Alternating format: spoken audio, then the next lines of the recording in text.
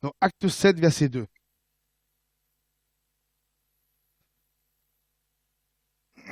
Étienne répondit, Hommes, frères et pères, écoutez. Le Dieu de gloire apparut à notre père Abraham lorsqu'il était en Mésopotamie avant qu'il s'établisse à Charan.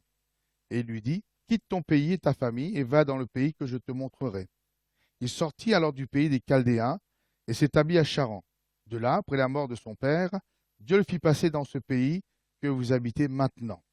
Nous continuons la lecture dans le livre de la Genèse, au chapitre 11, verset 30.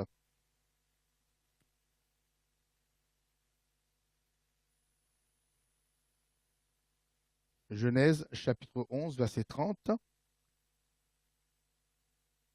Sarai était stérile, elle n'avait point d'enfant. Térak prit Abraham, son fils, et Lot, fils d'Aran, fils de son fils, et Sarai, sa belle-fille, femme d'Abraham, son fils. Ils sortirent ensemble d'Ur en Chaldée pour aller au pays de Canaan. Ils vinrent jusqu'à Charan et ils y habitèrent.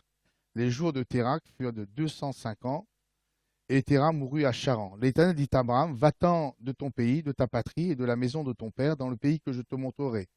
Je ferai de toi une grande nation et je te bénirai. Je rendrai ton nom grand et tu seras une source de bénédiction. Je bénirai ceux qui te béniront et je maudirai ceux qui te maudiront. Et toutes les familles de la terre seront bénies en toi. Abraham partit comme l'Éternel le lui avait dit et Lot partit avec lui. Abraham était âgé de 75 ans lorsqu'il sortit de Charan. Abraham prit Sarai sa femme et Lot, fils de son frère, avec tous les biens qu'il possédait et les serviteurs qu'ils avaient acquis à Charan. Ils partirent pour aller dans le pays de Canaan et ils arrivèrent au pays de Canaan. Abraham parcourut le pays jusqu'au lieu nommé Sichem, jusqu'au chêne de Morée. Les Cananéens étaient alors dans le pays. L'Éternel apparut à Abraham et dit, je donnerai ce pays à ta postérité. Et Abraham bâtit là un autel à l'Éternel qui lui était apparu. Il se transporta de là vers la montagne, à l'orient de Béthel, et il dressa ses tentes, ayant Béthel à l'occident et Haï à l'orient. Il bâtit encore là un autel à l'Éternel, et il invoqua le nom de l'Éternel. Abraham continua ses marches et s'avança vers le midi. Amen. Donc nous sommes ici devant un appel extraordinaire de Dieu envers Abraham, et c'est vraiment un appel extraordinaire qui est dit en ces termes. Je ferai de toi une grande nation, je te bénirai, je rendrai ton nom grand et tu seras une source de bénédiction. Je bénirai ceux qui te béniront et je maudirai ceux qui te maudiront et toutes les familles de la terre seront bénies en toi. Donc les questions ici, vraiment l'appel d'Abraham, c'est être béni et devenir une source de bénédiction. Le monde d'Abraham d'alors était fait de certitudes et d'habitudes, des choses qu'Abraham maîtrisait. Il avait son train-train quotidien, sa petite vie, mais Dieu voulait plus pour lui. Dieu lui propose plus. Dieu désire plus pour lui. De la même manière, mes frères et mes sœurs, Dieu veut de grandes choses pour nous. Dieu voit grand pour nous. Donc, Dieu a de grands projets pour nous, mes frères et mes sœurs. Le prophète Jérémie dit de la part de Dieu, je connais les projets que j'ai formés sur vous, dit l'Éternel, projets de paix et non de malheur, afin de vous donner un avenir et de l'espérance. Donc Dieu voit grand pour son peuple, Dieu voit grand pour ses enfants. De même qu'Abraham maîtrisait donc sa vie, son train-train quotidien, et c'était une vie aisée, d'après les commentateurs, c'était une grande ville, Abraham était évolué, mais Dieu voulait encore plus pour lui. Dieu voulait amener Abraham encore plus loin dans la bénédiction. Le psalmiste disait, les desseins de l'Éternel subsistent à toujours, et les projets de son cœur de génération en génération. Et il est encore dit aussi, l'Éternel fera de toi la tête et non la queue. Tu seras toujours en haut et tu ne seras jamais en bas. Donc, avec cet appel et cette belle promesse, Dieu demande à Abraham de se préparer, de s'avancer pour entrer dans ses promesses et bénéficier de ses bénédictions. Rien n'était pas difficile. Donc Dieu va dire, voilà la promesse, voilà l'appel, maintenant tu te prépares pour venir chercher et prendre. Donc, pour bénéficier de cette promesse, promesse de bénédiction, ces termes sont dans le livre de la Genèse, au chapitre 7, verset 3.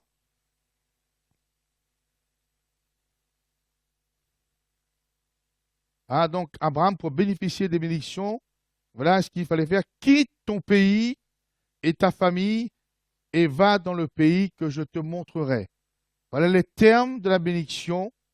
Ah, donc, afin de bénéficier effectivement de cette promesse extraordinaire, Abraham devra s'en aller, quitter tout ce qui faisait ses certitudes, ses habitudes, ses attaches, tout ce qui faisait sa vie, ses racines, pour aller dans un pays étranger qu'il ne connaît pas, qu'il ne maîtrise pas, laisser ce qu'il a pour recevoir plus. Laisser ce qu'il avait pour recevoir le don extraordinaire de Dieu et devenir une source de bénédiction. Vous savez que si vous voulez remplir un verre d'eau, il faut que le verre d'eau soit vide. Donc, de la même manière, Dieu demande à Abraham de laisser, de quitter pour être une source de bénédiction et devenir une source de bénédiction pour les autres. Amen. Cet appel qui a retenti aux oreilles et au cœur d'Abraham en son temps s'adresse aussi à nous ce matin. Cet appel, pour certains, peut correspondre à un appel à quitter son péché, à quitter sa vieille nature. Ça s'appelle la conversion et la repentance, ceux qui ne sont pas encore appelés enfants de Dieu. Et dès les temps anciens, même quand on passe dans le livre des Actes, le temps où l'Église primitive commence, Pierre va parler, va prêcher, va dire « Repentez-vous et que chacun soit baptisé au nom de Jésus-Christ pour le pardon de vos péchés et vous recevrez. » Il y a toujours des choses à quitter, à laisser pour prendre ce que Dieu nous donne. Il n'y a pas de mélange possible. L'apôtre Pierre va continuer dans Acte 3, verset 19, je vous le lis rapidement. « Repentez-vous donc et convertissez pour que vos péchés soient effacés, afin que des temps de rafraîchissement viennent de la part du Seigneur. » Se repentir pour qu'il y ait un temps de rafraîchissement. Et vous savez, quand on est à 32, 33 degrés, on aime bien être rafraîchi. Là, on demande la pluie. Et quand il y a la pluie, on va sous la pluie exprès pour se rafraîchir. Alors, je me suis retrouvé comme un enfant, il faisait chaud. Marianne me dit « Papa, il pleut !» Au contraire, j'ai exprès, j'allais sous la pluie parce que ça rafraîchissait.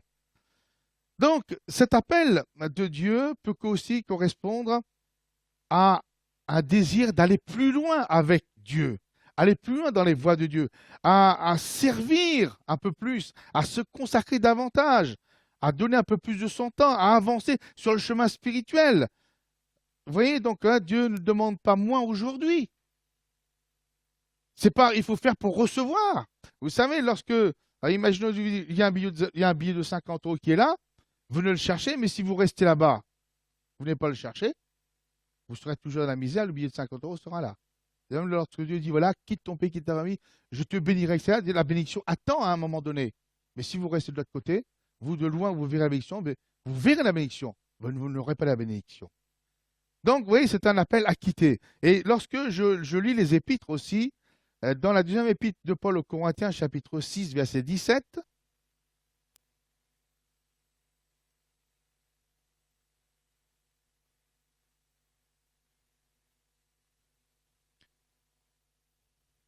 c'est pourquoi sortez du milieu d'eux et séparez-vous, dit le Seigneur. Ne touchez pas ce qui est impur et je vous accueillerai. Je serai pour vous un père et vous serez pour moi des fils et des filles, dit le Seigneur Tout-Puissant. Amen. Sortez, séparez-vous. À ce moment, la bénédiction, je serai pour vous un père, je vous accueillerai, etc. Vous voyez, il y a un lien. On quitte pour recevoir de Dieu. 1 Pierre, chapitre 3, verset 10. Première épître de Pierre, chapitre 3, verset 10. Il y a un cheminement. Dieu nous bénit, la bénédiction nous attend, mais il y a un cheminement pour prendre effectivement la bénédiction du Seigneur. Il y a une réponse à l'appel de Dieu. Si quelqu'un, en effet, veut aimer la vie et voir des jours heureux, qu'il préserve sa langue du mal et ses lèvres des paroles trompeuses. Qu'il s'éloigne, voyez encore, du mal et fasse le bien, qu'il recherche la paix et la poursuive, car les yeux du Seigneur sont sur les justes et ses oreilles sont attentives à leurs prières, mais la face du Seigneur est contre ceux qui font le mal. Amen. Quitte, s'éloigne, la bénédiction, la grâce de Dieu est là. Remarquons une chose, Dieu demande à Abraham de se lever, de quitter, de faire le premier pas, de sortir de son pays, de sa famille, de sa patrie, et Dieu lui promet de lui montrer le chemin. Comment faire? Va lui donner la force, la capacité, le pouvoir faire. Et c'est ce que Dieu nous demande. On fait le premier pas et c'est lui qui va nous guider, c'est lui qui va nous donner les capacités nécessaires du cheminement pour atteindre cette bénédiction. Amen. Devant un tel appel, suivi d'une telle promesse, Abraham s'est mis en route. Il a effectivement quitté Ur en Chaldée pour entrer dans les projets de Dieu pour sa vie. Amen. Et vous savez que la Bible nous parle de la qualité de la foi d'Abraham. C'est formidable, c'est vrai. Mais ce qui me console et ce qui me rassure, c'est qu'Abraham n'est pas né avec une foi parfaite. Abraham a eu des doutes, comme nous. Mais il a appris à développer sa foi en Dieu après des erreurs. Cela me rassure et me montre qu'il n'y a pas de super-héros, des gens sans faille. Et pour cause, devant cet appel extraordinaire suivi de promesses, de bénédictions grandioses, Abraham va bouger un peu. Il a progressé dans le pays, vers le pays que Dieu allait lui donner. Mais il s'est arrêté en chemin. Si on dit à Abraham une foi extraordinaire, moi quand je considère la parole de Dieu, je vois qu'il y a eu des moments de doute, des moments d'égarement, des moments de crainte, de peur. Mais je vous rassure, il a appris à développer sa foi. Comme nous aussi ce matin, nous sommes appelés à grandir dans la foi. Donc, il s'est arrêté à Charan. La ville de Charan ne se trouve pas très loin de Canaan. Juste à côté, mais pas à Canaan. Dieu avait dit, quitte ton pays, va à Canaan. Abraham s'est arrêté en chemin tout près du but. Donc, il s'est arrêté en chemin tout près du but demandé par. Donc, Abraham a presque obéi entièrement. Il a presque fait la volonté de Dieu. Il est juste à côté de Canaan, mais pas à Canaan. À un cheveu près. Il n'a pas obtenu ce que Dieu lui avait promis, alors qu'il y était presque. Malheureusement, cet arrêt sur le chemin de la bénédiction de Dieu, cet arrêt juste à côté des projets de Dieu, ne s'est pas manifesté uniquement dans la vie d'Abraham, mais aussi dans notre vie aussi. Combien de fois? Seigneur, j'y suis presque, mais pas dedans. Ça s'est arrivé aussi aux chrétiens de l'église locale de Galate, puisque Paul dira dans Galates chapitre 5, verset 7, « Vous courriez bien dans la volonté de Dieu, dans les voies de Dieu, dans la bénédiction de Dieu. Vous courriez bien. Qui vous a arrêté pour vous empêcher d'obéir à la vérité, d'obéir à ce que Dieu vous a demandé pour entrer dans la bénédiction. » Et il répète, il ajoute, « Cette influence ne vient pas de celui qui vous appelle, c'est-à-dire de Dieu. » Et vous voyez, donc, Abraham a eu des doutes. C'est un grand homme de foi, mais je le dis au début, il a été comme nous, il a fait des erreurs, etc. Alors, qu'est-ce qui s'est passé? Pourquoi cet arrêt si près du but de Dieu?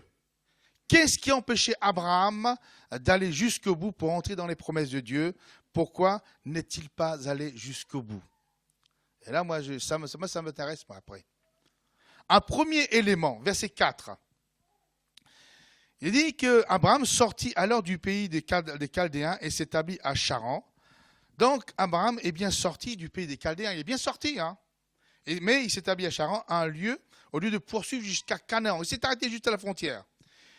Nous découvrons ici l'hésitation et les doutes d'Abraham. Vous savez, aller dans un pays étranger sans connaître personne, la langue, les coutumes, le pays, la dangerosité. C'est pas facile. Hein. Moi, je comprends Abraham. Hein. Quitte ton pays, va dans un truc que tu connais pas, on ne connaît pas, que je te montrerai.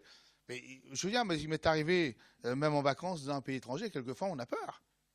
Parce qu'on dit, mais on ne parle pas la langue, on ne comprend pas. Si jamais on rate, parce qu'il y a un bus de touristes, si on rate le bus, comment on fait?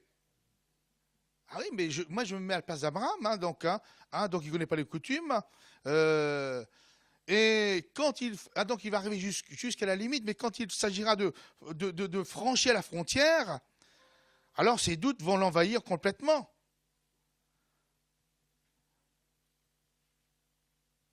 Charan signifie très haut. Un premier élément, ça signifie très haut. Peut-être qu'Abraham s'était dit, j'ai fait beaucoup de chemin jusqu'ici. J'ai beaucoup progressé dans la voie de Dieu, dans l'obéissance à Dieu. J'ai beaucoup progressé dans ma vie spirituelle, dans ma communion avec Dieu, dans ma connaissance de Dieu. Je suis arrivé assez loin. Donc peut-être qu'il est temps de m'arrêter. Je vais me contenter de ma position. Seigneur, j'ai fait un petit peu ce que tu m'as demandé. Je me satisfais ici. Mais convenons que si Charan est très haut, très élevé, ce n'est pas encore Canaan. L'obéissance à ce que Dieu lui a demandé n'est pas arrivée à son terme. Et c'est là le premier danger, mes frères et mes sœurs, quand on se dit, j'ai presque atteint le but. Je suis presque arrivé. Je n'ai plus besoin de progresser. J'ai ce qu'il faut. Un autre élément, lorsque Dieu lui va dire, quitte ton pays et ta famille et va dans le pays que je te montrerai, il sortit alors du pays des Chaldéens et s'établit à Charan. De là, après la mort de son père, Dieu le fit passer dans le pays que vous habitez maintenant. Vous voyez qu'il y a son père avec lui. Dieu lui avait dit quoi? Quitte ton pays, quitte ta famille. Et là, il prend non seulement son père, mais aussi son neveu Lot. Là aussi, je comprends. Être dans un pays étranger sans attache, sans personne, sans famille, ce n'est pas facile. Quitter son père, quitter sa mère, parce qu'on ne parle pas le même, mais je suppose qu'il avait une mère aussi. Et donc, ce n'est pas facile. Hein, être seul, bien sûr, il y avait son épouse, mais par peur de la solitude, le manque d'amour des siens, et Abraham s'est peut-être dit, plus on est nombreux, plus on est fort. Et puis, je peux compter sur les conseils de mon papa, de ma famille. Donc, nous voyons aussi encore les doutes d'Abraham. Et comme nous pouvons en avoir aussi, donc je répète, la foi d'Abraham a besoin encore de grandir à ce moment-là. Et pour vous dire entre parenthèses, la famille a été le point faible d'Abraham. Parce que, je répète, il a pris son père avec lui, son neveu, alors que Dieu avait dit quitte ton pays, quitte ta famille. Mais il prend son père et son neveu. Au premier abord, on peut penser tout bas dans notre cœur, sans vraiment le dire, Dieu est dur. Il n'aime pas la famille. Mais c'est se méprendre sur la nature de Dieu. Je regarde le temps, si on a le temps, je le développerai ce point-là. Mais en tout cas, Dieu a dit, laisse ton pays, laisse ta famille, mais Abraham, ça a été son point faible. Il a pris avec lui. Mais si j'ai le temps, je le développerai, mais je vais plus loin.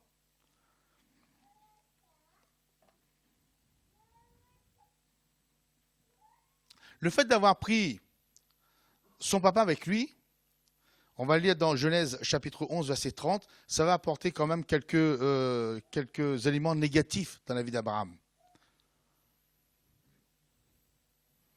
Genèse 11, verset 30. Sarai était stérile, elle n'avait point d'enfant. Téra prit Abraham son fils et Lot fils d'Aaron, fils de son fils, et Sarah sa belle-fille, femme d'Abraham, son fils. Ils sortirent ensemble d'Ur en Chaldée pour aller au pays de Canaan. Ils vinrent jusqu'à Charan et ils habitèrent. Les jours de Téra furent de 205 ans et Téra mourut à Charan.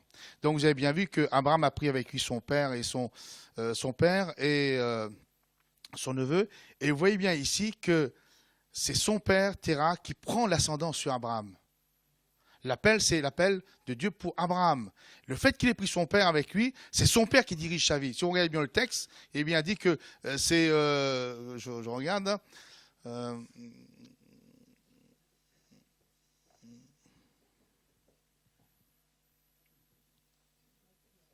c'est ça, 31, donc voilà, donc ça, il n'avait pas d'enfant. Terah prit Abraham, son fils. Normalement, l'appel de Dieu, c'était pour Abraham. Et là, nous voyons que le fait qu'il ait pris son père, c'est Terah qui impose sa domination sur Abraham.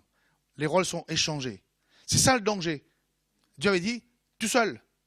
Le fait de prendre Abraham, c'est maintenant, c'est son papa qui prend l'ascendant et qui contrôle la vie et dirige la vie d'Abraham loin de Dieu, en dehors du plan de Dieu, en dehors des objectifs de Dieu. Parce que c'est le père qui dit, on s'arrête à Charan. Alors Dieu va dire, allez, vous voyez le danger, quitte ton pays, quitte ta famille. Mais on dit, mais non, Seigneur, c'est ma famille, c'est ma chair. Mais vous voyez un peu la différence.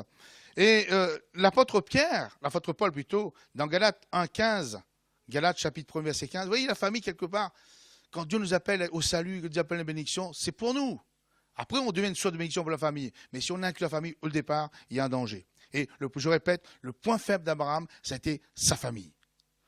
Mais donc l'apôtre Paul dit, mais lorsqu'il plut à celui qui m'avait mis à part dès le sein de ma mère, donc Dieu, et qui m'a appelé par sa grâce de révéler en moi son Fils, afin que je l'annonçasse parmi les païens, aussitôt, je ne consultais quoi? Ni la chair, ni le sang.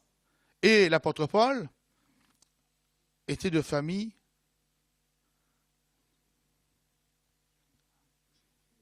juive, et aussi son père était, non, romain, mais il était fils de quoi, l'apôtre Paul? Pharisien. Et donc, il savait bien que s'il a demandé son père, à ses parents, qui étaient pharisiens, son avis, jamais il aurait prêché la parole de Dieu. Jamais il aurait annoncé Christ. C'est pour ça qu'il dit, aussitôt, je ne consultais ni la chair ni le sang. Parce qu'il sentait qu'il y avait un danger. Donc, vous voyez, quitte ton pays, quitte ta famille. Encore, Abraham a pris encore son père. Voilà l'élément négatif. Josué, chapitre 24, verset 2.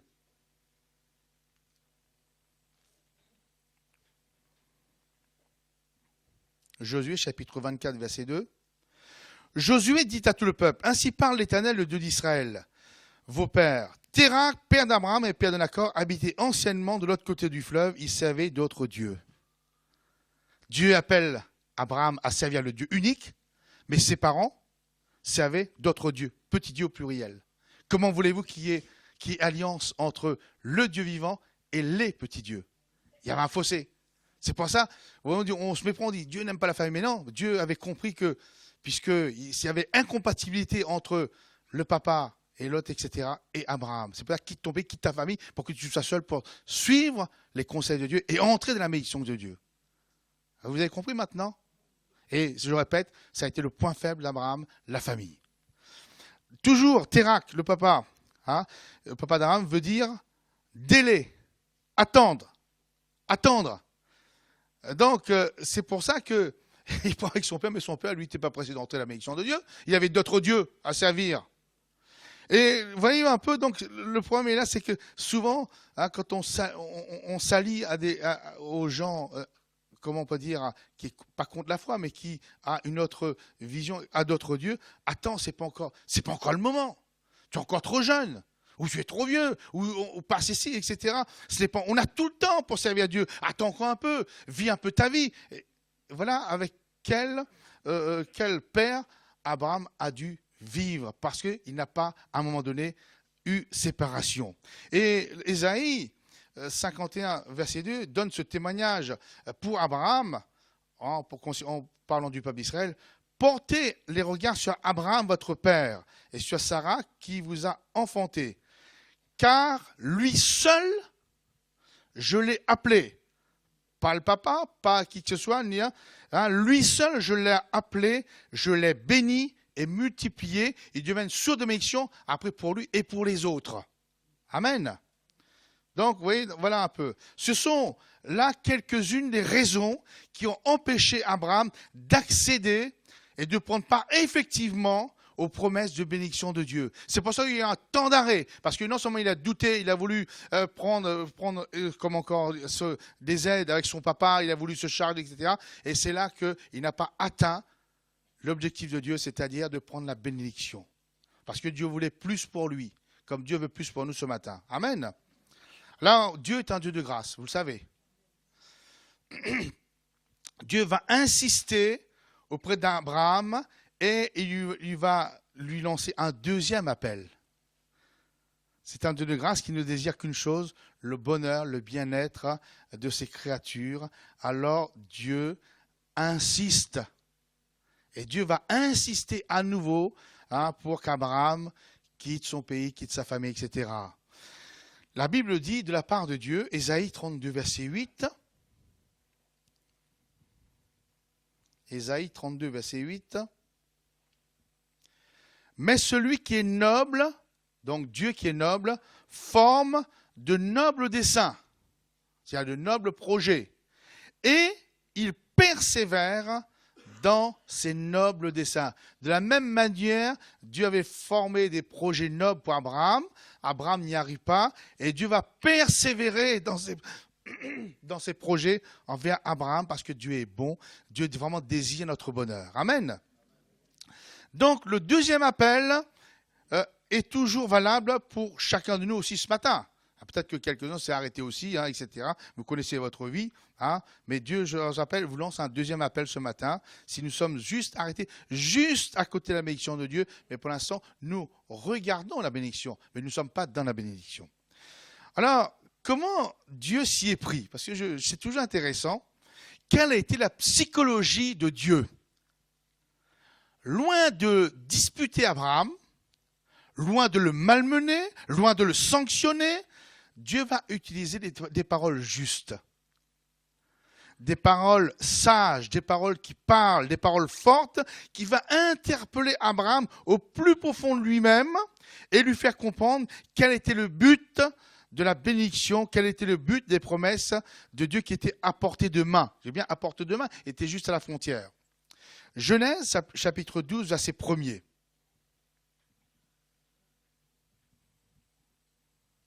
Voilà comment Dieu va s'y prendre pour que Abraham comprenne.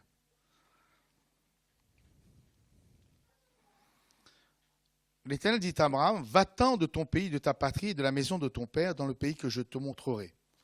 Donc là, c'est la version, mais la version Chouraki, vraiment la version juive, qui dit ceci, Yahvé Adonai dit à Abraham, va pour toi de la terre de ton enfance, de la maison de ton père, vers la terre que je te ferai voir.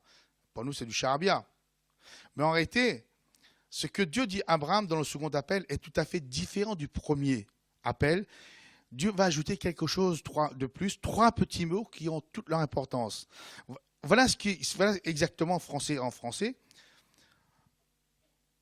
Va, c'est pour toi. Quitte ton pays, ta patrie, ta famille, c'est pour toi. Je ne sais pas si ça vous parle un peu plus. Parce que c'est une pleine réalité. Les bons choix que nous faisons, notre obéissance, notre soumission nous sert d'abord. La bénédiction, ce n'était pas pour Dieu, c'était pour Abraham. Si tu quittes ton pays, ta famille, la bénédiction, c'est pour toi, ce n'est pas pour un autre. Notre soumission nous sert d'abord. La bénédiction qui découle de nos choix sont pour nous avant toute chose. C'est pour ça que Dieu dira, mais c'est pour toi, quitte ton pays, c'est pour toi. C'est pas pour quelqu'un d'autre. C'est pas pour moi, c'est pour toi. Amen. Donc ce matin, Dieu nous dit, si tu obéis, si tu exécutes, si tu abandonnes ce que je te demande, si tu arrêtes de faire ce que je te dis de ne pas faire, c'est pour toi. C'est pas pour quelqu'un d'autre. Si tu abandonnes ton péché, c'est pour toi. Tu seras sauvé. Si tu entres dans le plan de la bénédiction, dans le plan de la bénédiction, c'est pour toi. C'est pas pour quelqu'un d'autre. La bénédiction que tu vas mettre en action, c'est pour toi, et ce n'est pas pour quelqu'un d'autre. Et donc, va, c'est pour toi, a-t-il dit Abraham. Autrement, tu resteras encore, et tu seras encore dans les frustrations parce que tu regarderas la bénédiction de loin. Tu seras encore à la frontière entre le pays d'Ur et de Canaan, entre deux pays, entre deux mondes, entre deux natures, insatisfaction d'un côté de Dieu, insatisfaction du côté du monde. Va, c'est pour toi, pour ce matin. Dieu te demande une résolution, une prise de décision, une attitude, et c'est lui qui va nous diriger, nous guider. Vous savez que Jésus nous aide, il a pris la victoire sur le bois de la croix pour cela. Donc, en réalité, Dieu attendait qu'Abraham soit de l'autre côté de la frontière, du fleuve, et en Canaan, pour lui donner un fils avec Sarai qui était stérile. La bénédiction de Dieu attendait Abraham à Canaan et non pas à Charan. La bénédiction de Dieu nous attend là où Dieu l'a placé. Il nous a dit d'y aller. Et Abraham a effectivement été béni dans ce pays de Canaan, ainsi que sa descendance, le jour où il est passé de l'autre côté. Par cette expérience, Abraham a marqué sa génération et encore la nôtre aujourd'hui. Genèse, chapitre 14, verset 13.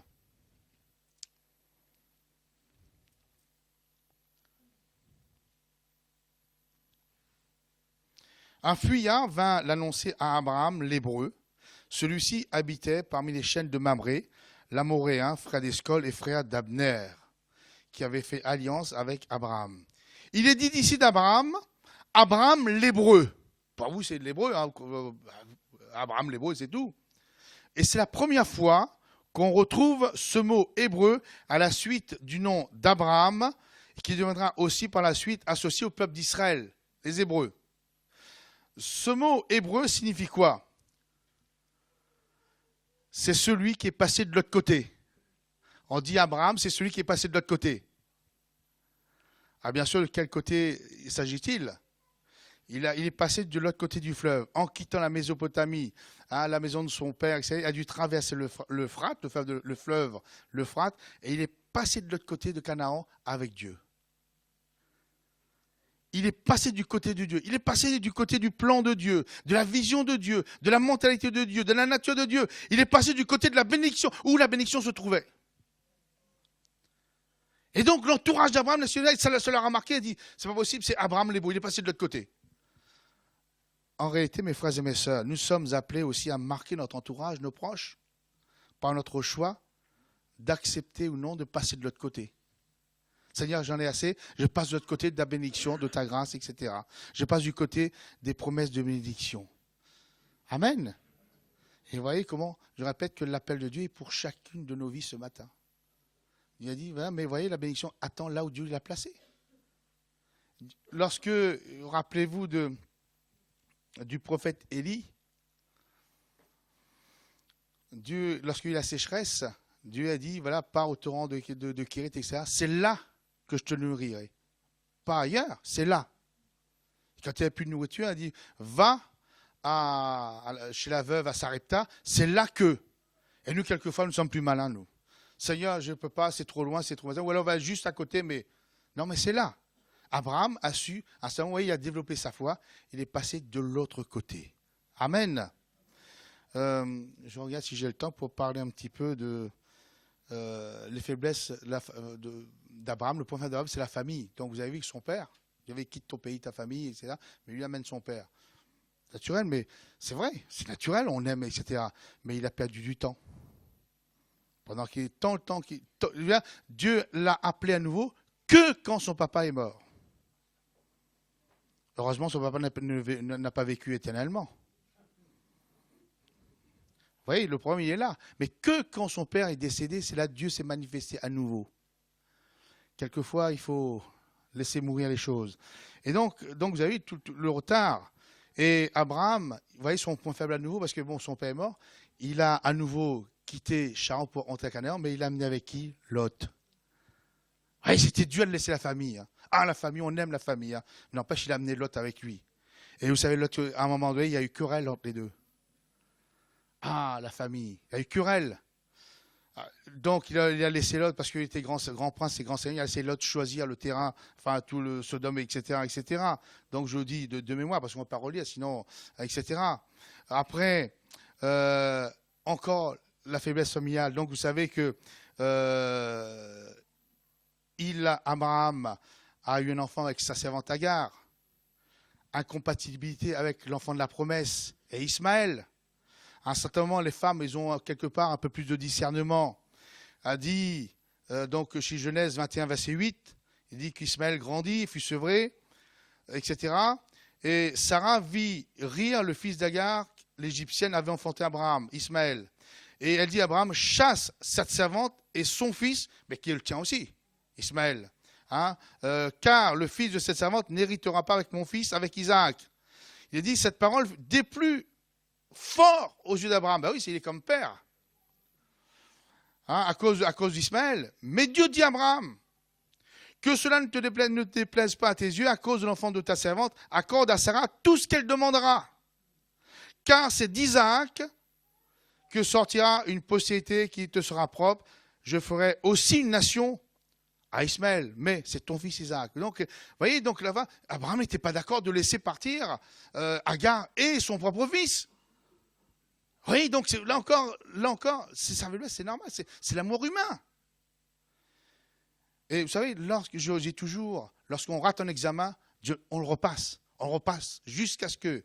Et la troisième fois, enfin, la troisième ou quatrième fois, où Dieu va passer l'examen final à Abraham, c'est là qu'il va réussir. Ça se trouve dans Genèse 22, verset 1er.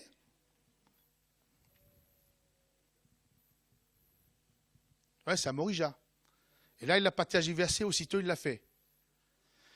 Après ces choses, Dieu mit Abraham à l'épreuve et lui dit, Abraham, et il répondit, me voici, Dieu dit, prends ton fils, ton unique, celui que tu aimes, Isaac, va-t'en au pays de Morija, et là, offre-le en holocauste, en sacrifice, sur l'une des montagnes que je te dirai. Abraham se leva de bon matin, sella son âne, prit avec lui 2 serviteurs et son fils Isaac. Il fendit du bois pour l'holocauste et partit pour aller au lieu que Dieu lui avait dit. Il n'a pas dit, Seigneur, mais c'est mon fils, etc. Aussi, il a compris la leçon. Au bout de 4 examens, au bout de son papa, Lot, Ismaël, et la 4e fois, il dit, Seigneur, je ne rate pas, là, j'y vais. Il n'a même pas dit à son épouse qu'il allait trucider. Il a préféré ne pas le dire. Hein. Et donc, voyez-vous, là, l'examen ultime où il va réussir, là où vraiment, il a dit, Seigneur, mais c'est vraiment ma famille, tu m'as donné, c'est à toi, je te la redonne. Verset 9, on va continuer à verset 9. Lorsqu'il fut arrivé au lieu que Dieu lui avait dit, Abraham y éleva un autel et rangea le bois. Il lia son fils, Isaac, et le mit sur l'autel par-dessus le bois. Puis Abraham étendit la main et prit le couteau pour égorger Isaac, son propre fils, son unique, etc. Dieu est dur. Hein. Dire, hein.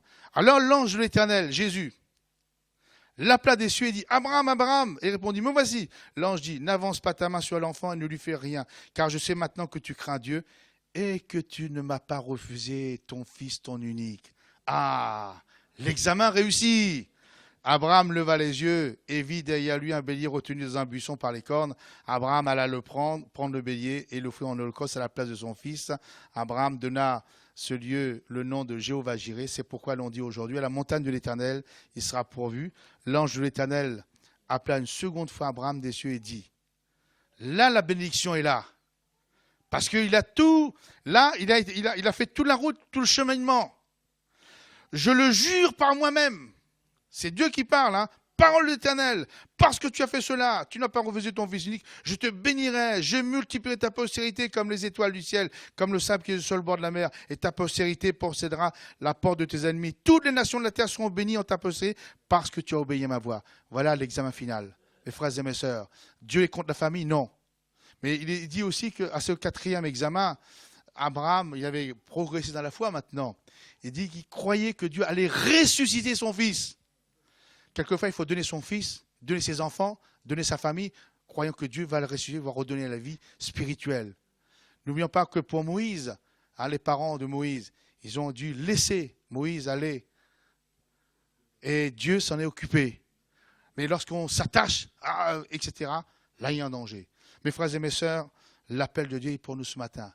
Dieu veut plus pour nous. Dieu a de grandes choses pour nous, de grands projets pour nous. Mais est-ce que nous avons quitté effectivement la patrie, enfin ce qu'il nous demande, parce que la patrie, bon, l'enfance, on ne va pas quitter, hein, etc. Mais est-ce qu'on va quitter effectivement ce que Dieu nous demande? Aller jusqu'au bout, pas arrêter à la frontière, parce que bien souvent nous sommes comme ça, nous. Hein. On va et puis un seul moment on dit bon, c'est bon là, Seigneur, la bénédiction. Mais moi je vous dis, le billet de 50 euros, s'il est là, si vous n'êtes pas jusque là pour prendre le billet, eh bien vous ne l'aurez jamais. Vous aurez presque, hein, vous aurez, on regarde dans le champ de vision, mais vous ne l'aurez pas. De la bénédiction de Dieu, pareil. Dieu nous a donné, il a dit c'est là que je te nourris, c'est là surtout la bénédiction, et par ailleurs, que le Seigneur vous bénisse ce matin, que le Seigneur nous bénisse ensemble, mais sachons une chose, que la bénédiction de Dieu, elle est pour nous. Amen. Seigneur, je veux te bénir, te louer ce matin, te rendre grâce encore pour ta parole. Seigneur, lorsque je découvre à nouveau ta parole, elle est bonne pour nos cœurs. Je découvre un Dieu de grâce, un Dieu d'amour, un Dieu patient. Seigneur, un Dieu qui nous aime, et qui cependant attend que nous fassions notre part. Seigneur, bénis l'Église locale. Regarde le cœur des frères et des sœurs. Seigneur, ne les laisse pas encore dans cette frustration en regardant de loin ta bénédiction et en vivant dans la pauvreté. Seigneur, bénis, encourage, fortifie encore ce matin dans le nom de Jésus. Amen.